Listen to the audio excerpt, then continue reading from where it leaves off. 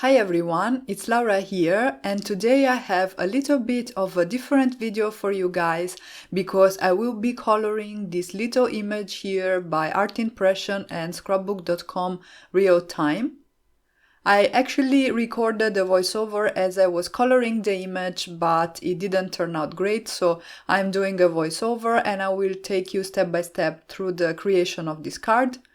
I have my image stamped here on a piece of Nina Solar White 110 pounds cardstock that I die cut with the Lawn Fawn small stitch rectangle Stackables dies, and the ink that I'm showing you right now is the one that I used to stamp the image, and it's my Spectrum Noir Finesse alcohol proof ink. The stamp set that I used is this little set here by Art Impression, and it's an exclusive for scrapbook.com, and it's actually a freebie today as part of the scrapbook.com 12 days of Christmas sales. There are great deals actually, so if you're interested in checking them out, I will have a link to the stamp set and to the sales in the description box down below. And I have to apologize because my hand waving was in sync with the talking I did while I was recording the video, so it might look a little bit off, but I promise this voiceover is much better than what I recorded live. So before starting to color my image, I'm deciding where I have my light source, and I drew in a little arrow on the top left of the card panel because that is the direction of my light source. This means that I'll have my shadows on the opposite part of the image, so on the lower and right part of the image, and I'm starting to block in those areas using an IG2 marker. I decided to color my elephant using some cool grays. You could use warm grays, and that is usually what I do, but I decided to switch things up a little bit this time. I am following the shape of the images as I am adding in my shadows, and I'm starting by blocking them down with my lighter marker, and I will come in later with some darker markers. Here I was trying to show you that I will color the entire ear with gray markers. What I would do if this was a bear or a bunny is I would use some flesh colors, some skin tones in those areas, but elephants have their ears entirely gray, so I will coat the entire area with my gray markers. I'm adding some cast shadows under the trunk of the elephant, and then I'm going to also add in some more shadows on the trunk itself to make that look rounded. I'm going to have some at the bottom of the trunk and some on the top portion there where there are folds.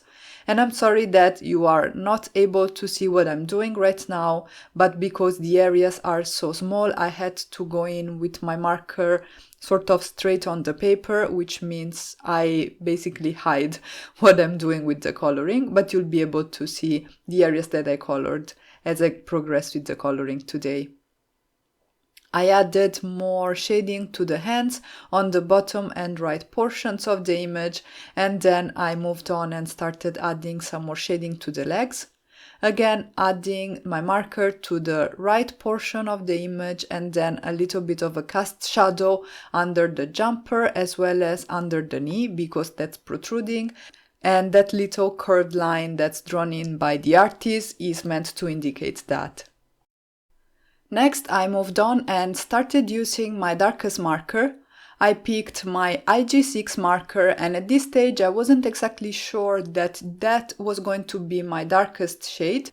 This is what I was trying to explain to you right now, that I would now go in with the darkest shade, so that would be my IG6 as I said, but I kind of keep the option of going darker as I go on with the coloring, but in general I prefer to start lighter and maybe add more layers, because instead if you add too dark a marker from the get-go, it's very hard to come back from that.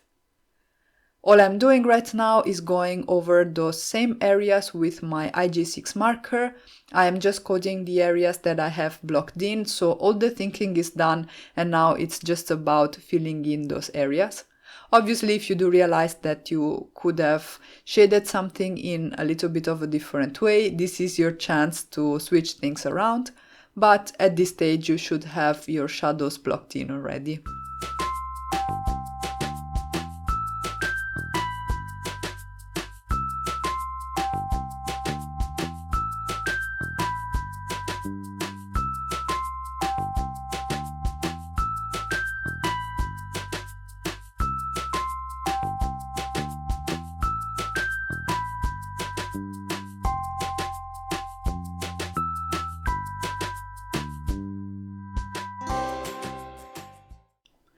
Alright, so now that all my shadows are added in, I can go in with my mid-tone color and bring that gray a bit further out. I am starting from the areas where I have my shadows and using some flicking motions with my Illustrator markers, I am extending the color, making sure to leave some white space for my highlights. I am also going to add a little bit of shading there where I have the eye of the elephant, and later on you will see that I will leave sort of a rounded white area around the cheek, because that will make it look as if it is rounded. I was showing to you that these markers here have a brush nib, which means you can use some flicking motions to add your shading, and this actually helps get a smoother blend in my experience. I really enjoy using these markers and you see them featured in my videos a lot recently. Here is where I am shading the area around the cheek a little bit, and as I said, I am basically kind of drawing in a bit of a squashed circle around that area so that I render the fact that the cheek is rounded. Moving on, I'm going to repeat the same steps for the legs and the arms, and then I can move on and actually add my highlights.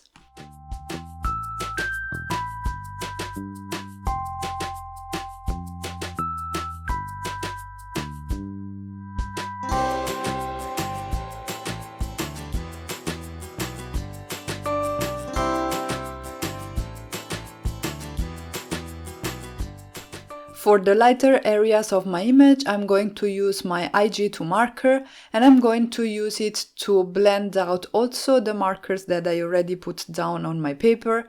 So you can see I'm not just coating the highlight areas with my IG2, but I'm pretty much going over the entire portion of the image that I'm coloring right now, so the face of the elephant. By doing this, I did lose a little bit of contrast in my image, so I'm going to do what I always do when I color with my Illustrator markers, that is coming in with a second layer of color. Right now the paper there is still wet with the ink I just put down, so it's going to be much easier for me to blend my markers right now. Using again those flicking motions, you can see that I am adding my mid-tone color again, that is my IG4 marker, and blending it out towards the highlight, and then I'm going to repeat the same with my IG6 marker and blend it out to create that nice depth in the shadow areas.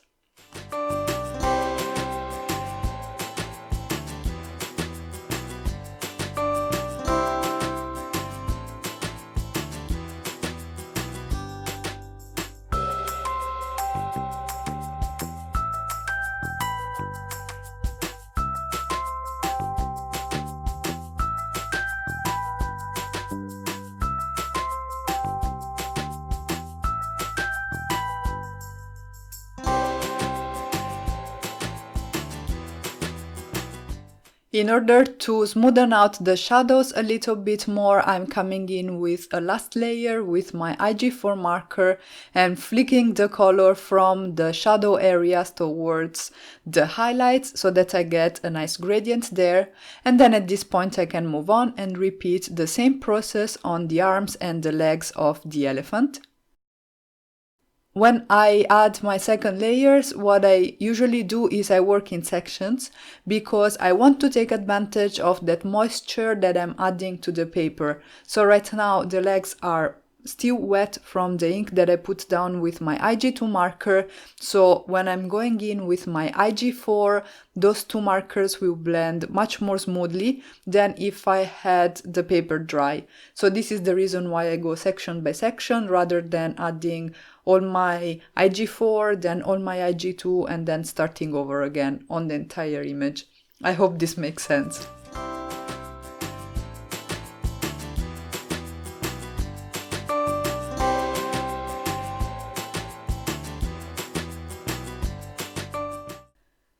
Alright, next it was time to color in the jumper of this little elephant, and I decided to use my JG markers. I really love this color family. I used it on a Christmas card to color in a Christmas tree recently, and I thought it looked great. So today I am going to use them for the jumper of my little image, and I also made the executive decision to speed up the coloring just a little bit. This is 1.5 times faster than I actually colored, because we are already 10 minutes into the video and there is still quite a little bit of coloring to go through, so I hope this is still fine for you.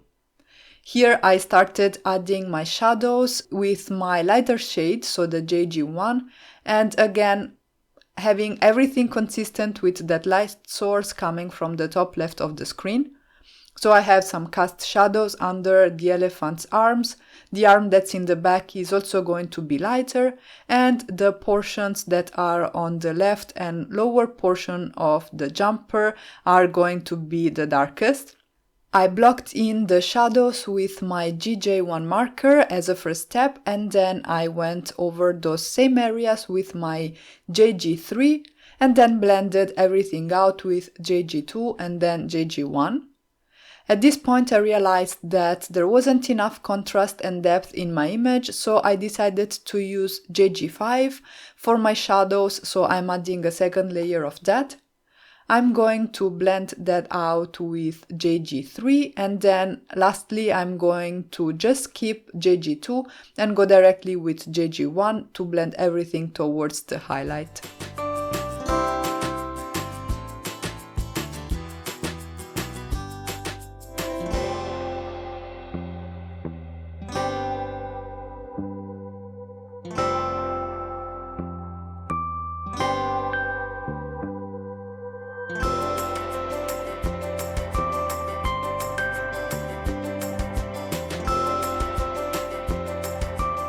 For those little rims at the bottom of the jumper and on the sleeves, I used JG7, JG5 and JG3, so I went a shade darker than the colors that I used on the jumper. And then I moved on and started coloring the bike using some CR markers. I started from CR8 that I put down near the leg of the elephant and also where the two portions of the bike meet, because there I will have a cast shadow. These are smaller areas and I used 3 markers to shade them in, but you can get away with 2. I don't think it's absolutely necessary to use as many markers. The next marker that I'm going to use is CR6, and then I'm going to blend everything with CR3. But before that, I'm going to color the hat using the same color combination that I'm going to use for the bike. This keeps the color palette limited and makes my life also a little bit easier. And because those areas are so small, I'm going to color them all at once.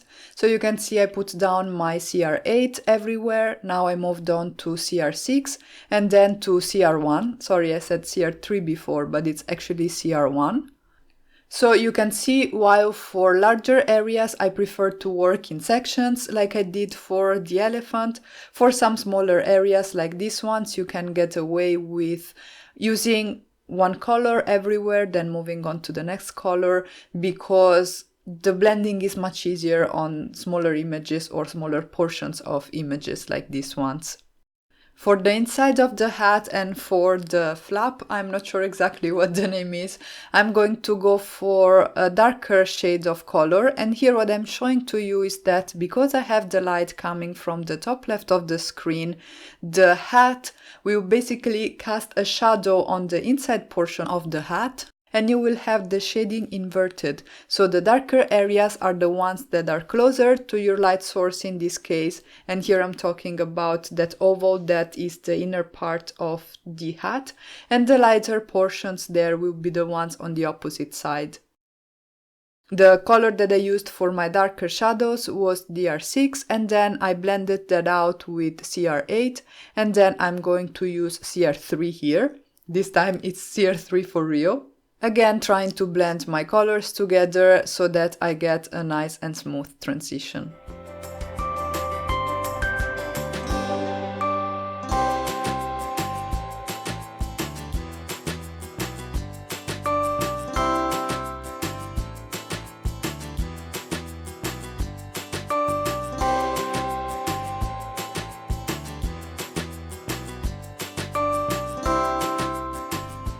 For the wheels, the pedal and the seat of the bike, I'm going to use these blue-gray markers, starting from my darkest marker, which is the BGR4, and then blending it out first with BGR3 and then with BGR1.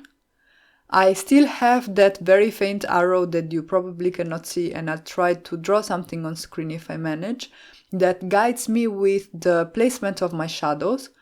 And I do advise that you do that if you're not sure about your light sources and you want to practice with it. You can draw in an arrow on your paper, you have your point light source there, and then you have to imagine the light as rays coming out of it in all directions, and this will help you determine which are the areas that are hit by the light. For the bag behind the bike, I'm going to use some GB markers. I'm starting again with my darkest marker, which is the GB9 marker, and I'm adding it to the back of the bag because there will be some cast shadows there from the body of the elephant and the bike onto the bag. And then I am also shading the areas that are the furthest away from the light source and extending the rim of the basket a little bit to create an additional detail to this image. I'm going to blend that out with GB7 and then with GB3, and here again I sped up the video a little bit more, so this is twice the speed I normally color at.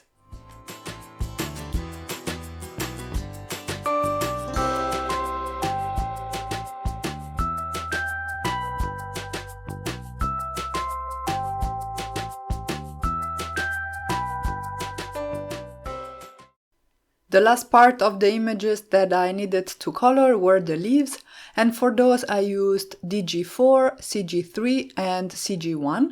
So you can see I'm mixing color families, which is something you can always do with your Illustrator markers.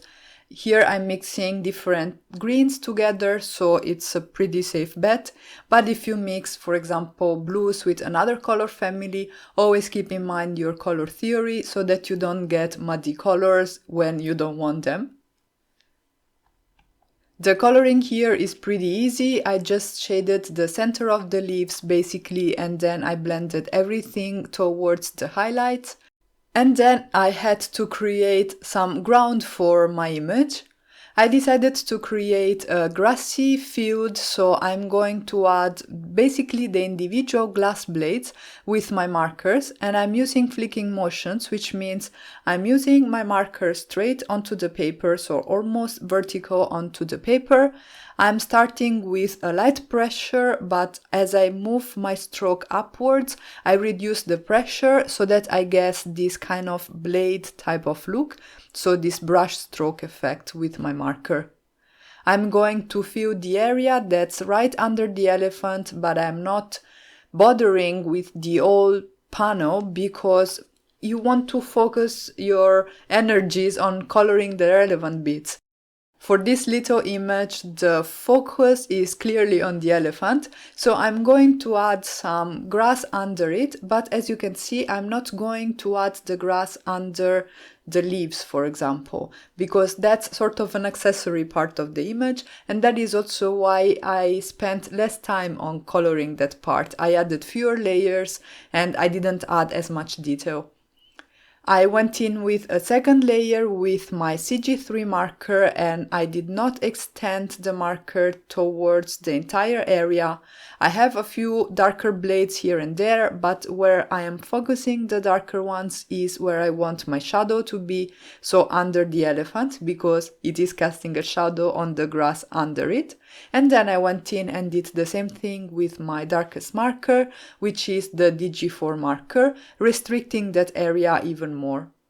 I extended the grass field a little bit to balance the design even more, and I went in again with then the CG3 and a little bit of DG4 marker so that I have my color distributed homogeneously, or I should say consistently everywhere. And then I deleted those arrows for the light source and I completed my card design off camera. I stamped my sentiment from the live handmade stamp set by scrapbook.com using the same black ink that I used to stamp my image. Here you can see the stamp set, which is part of the sales as well on scrapbook.com. Just to remind you, the ink I used is the Finesse alcohol-proof ink by Spectrum Noir in the color Noir Black. And then I mounted everything on an A2 panel that I die cut out of the Fawn Gotta Have Gingham paper pad using the Fawn large stitched rectangle Stackables dies, and I glued the two on top of each other. I finished off the card by adding some highlights with a white Jelly Roll pen. This is a Sakura number 8 Jelly Roll pen and it's my favorite white gel pen at the moment. The flow is great and the coverage is also very good. I am going to add a few highlights here and there, and while I do that, I want to take a moment to, well, first of all, thank you for all your feedback, for the video requests you make, and for all the nice comments you always leave under my videos. I really appreciate them. I would really love to hear your feedback about this video, whether you liked it and you would like to see more like this on my channel, where I have a very simple card with maybe one main image that I color and describe the coloring process in depth, or if you prefer my normal tutorials where the coloring is sped up. This is really the first video that I make with this format here on my channel, so your feedback is especially important and, as always, very, very valued. Just a small reminder that the stamp set with the elephant is a freebie only for today on scrapbook.com, so make sure to check it out if you're interested and have a browse because there are some really great deals right now. And that's it for today. If you guys enjoyed this video, make sure to give it a thumbs up and let me know in the comment section down below. And if you haven't already, you can subscribe for more card making and paper crafting inspiration. Thank you all so much for stopping by and have a great day.